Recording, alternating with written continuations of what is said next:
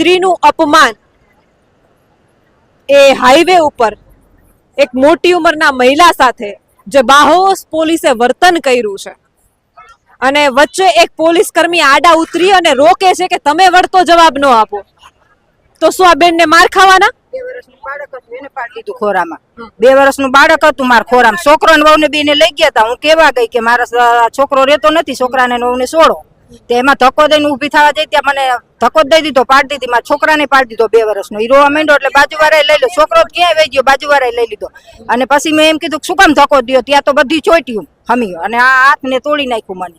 અને પાછળ લાકડી મારી મને. લાકડીનો પ્રહાર વિડીયામાં દેખાડે જ છે. પાછળ દંડો માર્યો હે મને. તો એને રક્ષણ કરવા લાકડીઓ રાખવાની. અમારે ખેડૂતોને મહિલાઓને અમારા રક્ષણ માટે કઈ હથિયાર નહીં રાખવાના? અહીંયા હોઠ તોડી નાખ્યો. જો હોઠ તોડી નાખ્યો. આવો માર માર્યો હે. તો એના રક્ષણ માટે લાકડીઓ લઈને આવે. એને અમે મારી તો અમને ગુનો લાગે. તો પોલીસને એક સરકારને કઈ ગુનો જ નહીં. ખેડૂતને જ બધું સહન કરવાનું, પબ્લિકને જ. મત દેવા ટાણે એમ કે તમે અહીંયા આવો. 2 વર્ષના બાળકનો શું ગુનો? તો એનેથી ધક્કો દેવાય છે? બધા નેતા તઈ તો એમ કે અમે રક્ષણ કરશું તમારું, કે અમે ખેડૂતને હારે છીએ. તો અમના ખેડૂતને ભાવ નથી દેવા, ખેડૂતની હક હે, એની જમીન એમાં અમે રક્ષણ કરવા જઈ તો એમ કે અહીંયાથી તમે નીકળો. રોડ ઉપર ચકાજામ કર્યું તો એમ કે આ સરકારની જમીન હે, અમે તમને અહીંયા તમારો હક લાગે તો અમારી જમીનમાં અમને નથી જવા દેતા. એનું કારણ શું? એનું ઈ તો તમે કાંતિભાઈ ને હુલામણું નામ આપ્યું છે કાનાભાઈ, સાચી વાત છે? હા.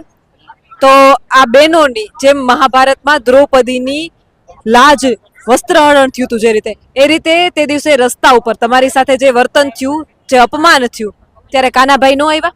ના, કાનાભાઈ નો આવ્યા. ક્યાં હોય આપણને કઈ ખબર ન હોય.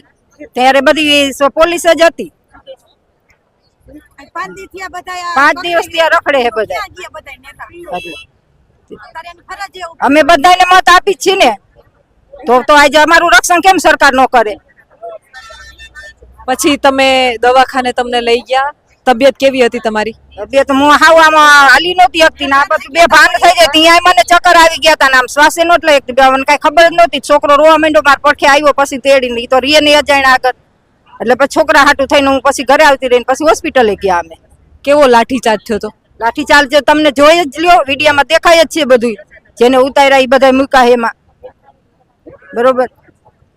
બાકી આનો ન્યાય તો દેવો જ જોઈશે સરકારને, કે મહિલાને મારે નહીં અને ખેડૂતનો હક દે, બીજું કાંઈ નહીં.